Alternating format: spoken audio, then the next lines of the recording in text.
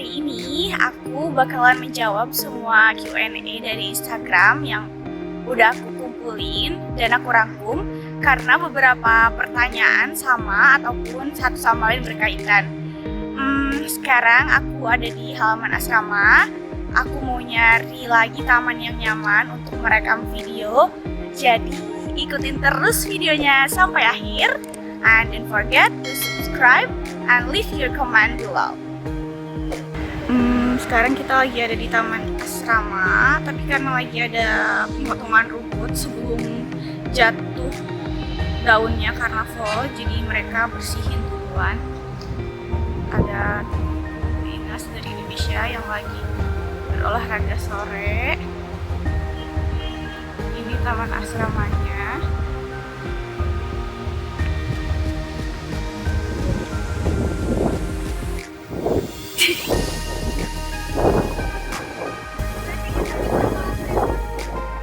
Dari mana?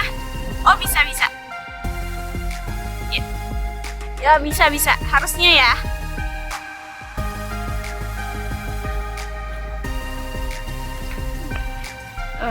Mataharinya terik banget tapi anginnya kencang banget. Ada lapangan basket, terus kayak gazebo, gak jelas kok.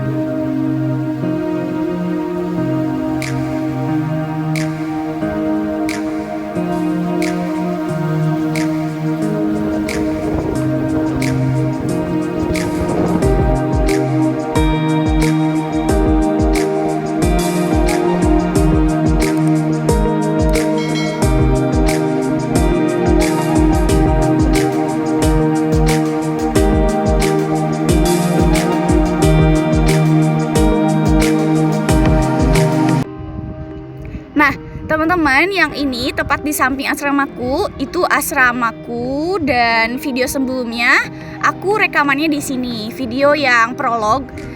Biasanya ada yang piknik kalau cuacanya oke, mungkin pas summer lebih ramai di sini.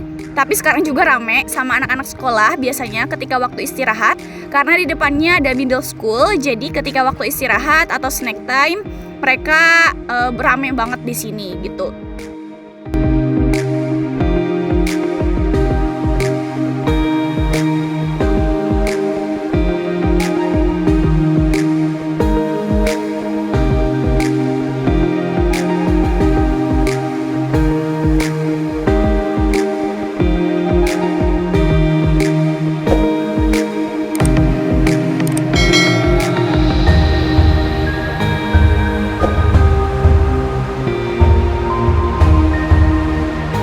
Sebetulnya kalau taman yang tadi di sebelah samping asrama, sebelah kiri, kalau ada taman yang ini ada di belakang asramaku. Tamannya luas banget, lebih luas dari yang tadi, dan ada tempat olahraganya juga.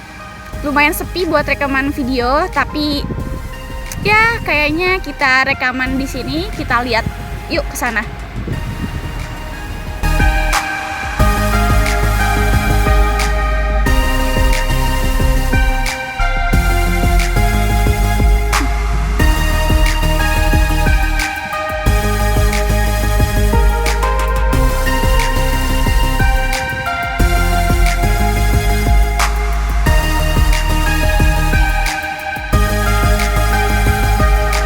Sayang sekali teman-teman, kita ternyata nggak bisa ke taman di belakang asrama karena sedang ada renovasi besar-besaran. Padahal tamannya luas banget, itu kayak pusat olahraga di kecamatan ini. Kecamatan kali ya namanya kalau di Indonesia.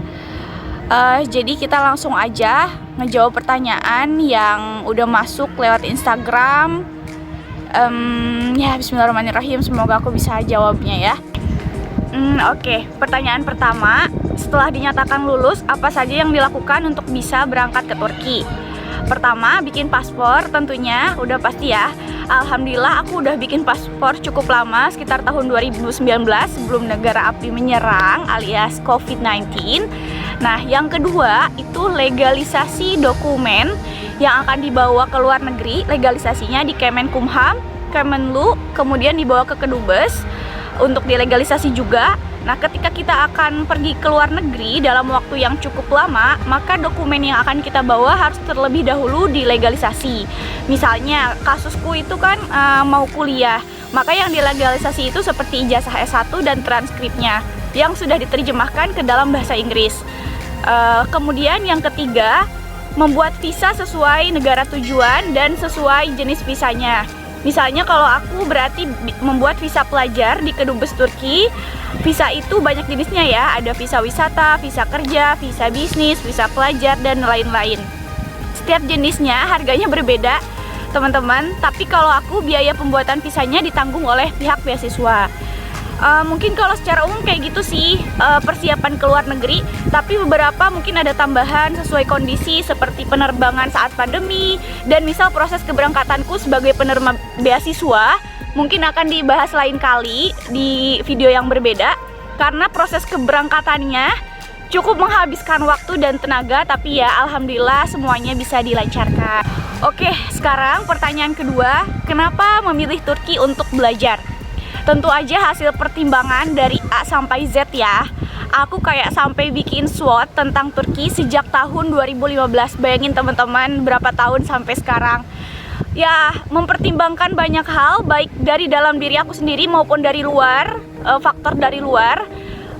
Sepertinya terlalu teoritis, tapi menurutku penting. Karena kan ini sebuah big decision, kayak keputusan yang besar. Jadi aku pilih salah satu alasannya aja ya.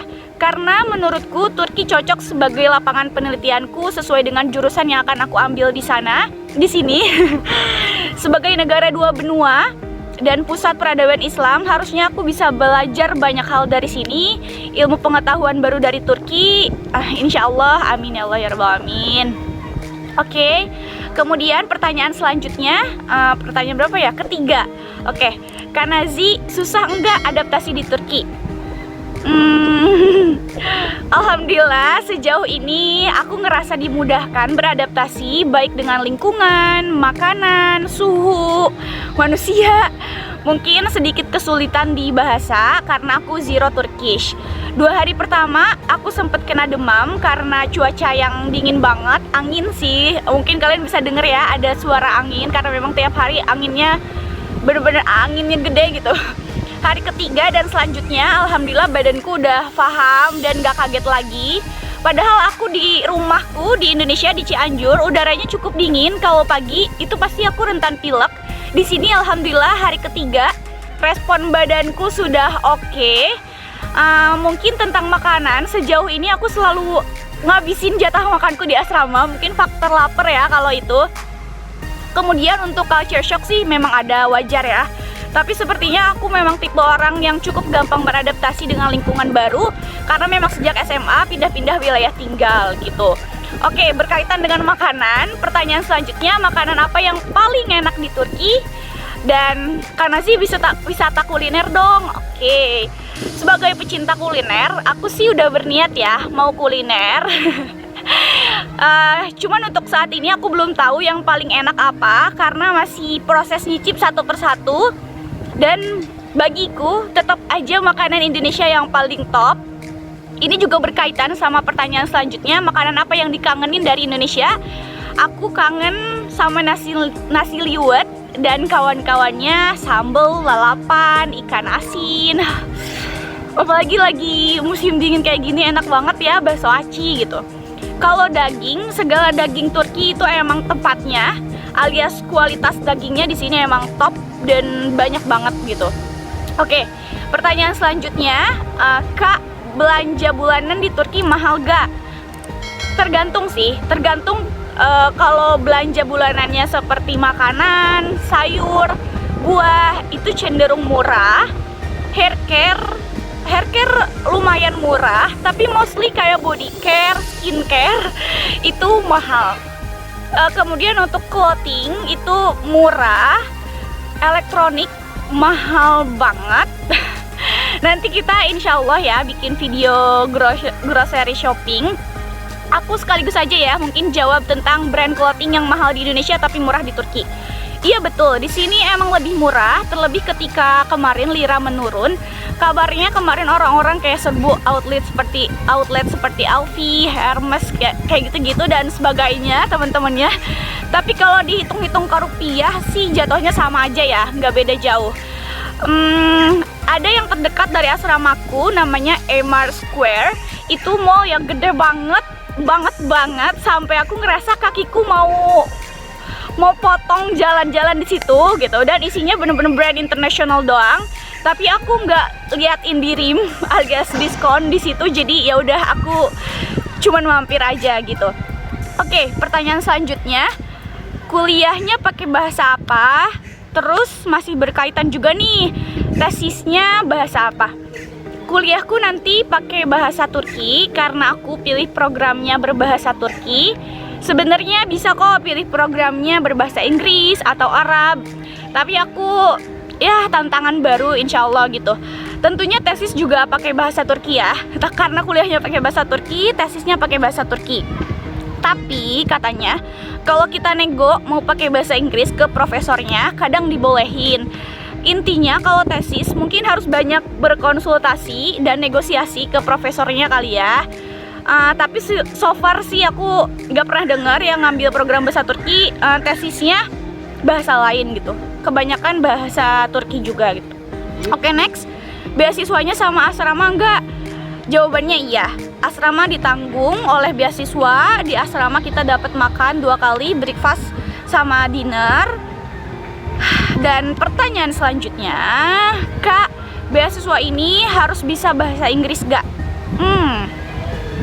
Tentang kemampuan berbahasa asing, menurutku kita nggak daftar beasiswa pun emang butuh dan harus bisa berbahasa asing gitu. Untuk beasiswa ini memang nggak mewajibkan sertifikat TOEFL, tapi aku pribadi melampirkan sertifikat ITP-ku gitu. Jadi ya itu terserah teman-teman, tapi aku pribadi merekomendasikan melampirkan sertifikat kemampuan berbahasa asing baik Inggris maupun Arab. Oke, pertanyaan yang terakhir karena aku juga cukup bingung menjawabnya. Tapi ya aku mau coba jawab mungkin berdasarkan experience. Gimana dulu didikan orang tua sampai bisa secerdas, sekreatif dan seberani ini? Ini susah ya menurutku. Tapi kemarin aku udah coba nulis di blogku terkait dengan didikan orang tuaku. Link blognya ada di deskripsi. Untuk berani, kayaknya salah satu faktornya karena aku anak sulung. Terus orang tuaku juga selalu kasih kepercayaan. Tentunya kalau kita bisa bikin mereka percaya kan. Sejak kecil aku kayaknya diurus sama banyak tangan orang-orang baik. Seingatku ya, selain nenek dan orang tua. Walaupun latar belakang keluargaku bukan yang serba berkecukupan, aku gak masuk sekolah TK, tapi aku belajar sendiri di rumah sama mama. Karena orang tuaku nempelin kayak alfabet, huruf hijaiyah, dan lain-lain. Kayak semua media belajar walaupun sederhana, tapi disediakan di rumah. Yang lama-lama bikin aku mandiri belajar. Kayak majalah Bobo, buku cerita Nabi, komik si Petruk dan Gareng gitu. Jadi aku udah bisa baca dan nulis sebelum masuk SD tanpa masuk TK gitu. Terus tiap bepergian, lucu ini, orang tuaku selalu nunjuk tulisan yang ada di jalan, ngajak baca tulisannya. Dan itu jadi kebiasaanku sampai sekarang, sampai umur 23 tahun. Bener-bener refleks kalau di jalan aku bacain setiap tulisan yang ada di plang, nama toko, spanduk pilkada, baliho kampanye, coret-coret fuckboy di JPO. Pokoknya refleks aja matanya liatin tulisan dan ngebaca setiap tulisan gitu. Terus dulu setiap dapet ranking, orang tuaku pasti ngasih hadiah. Aku memang kalau salah ditegur dan gak ada toleransi sama sekali. Kalau salah ya salah. Tapi kalau melakukan sesuatu yang baik, orang tuaku benar-benar mengapresiasinya gitu. Walaupun dengan hal sederhana gitu. Kayak mereka menomorsatukan mengapresiasi tersebut, walaupun mereka mungkin nggak punya banyak uang, tapi mereka selalu mengusahakannya gitu. Sejak kelas 2 SD, aku udah diajarin baca kitab Akhlakul Banat, bahasa Arabnya dan artinya dalam bahasa Jawa, padahal aku orang Sunda. Prinsip orang tuaku, kamu harus baca walaupun awalnya nggak ngerti, yang penting baca gitu. Panjang banget sih kayaknya kalau cerita tentang parenting, dan aku juga nggak paham ya, itu hanya cerita dari yang aku alami dan sejauh yang aku ingat. Tapi honestly, aku selalu berusaha melakukan segala hal dengan baik, dan alasan terbesarku adalah orang tua gitu. Aku benar-benar 100% percaya ridho orang tua, ridhonya Allah itu ada pada ridho orang tua gitu. Kayaknya segitu dulu teman-teman, karena aku udah kedinginan banget. Bibir aku udah pucat banget, tangan aku juga udah udah kedinginan, udah membeku. Terima kasih. Oke. Terima kasih sudah menonton videonya. Untuk pertanyaan tentang beasiswa, nanti aku bikin video tersendiri. Kalian bisa drop pertanyaan seputar beasiswa di kolom komentar biar nanti masuk ke pembahasan beasiswaku. See you and stay healthy everyone. Goodbye.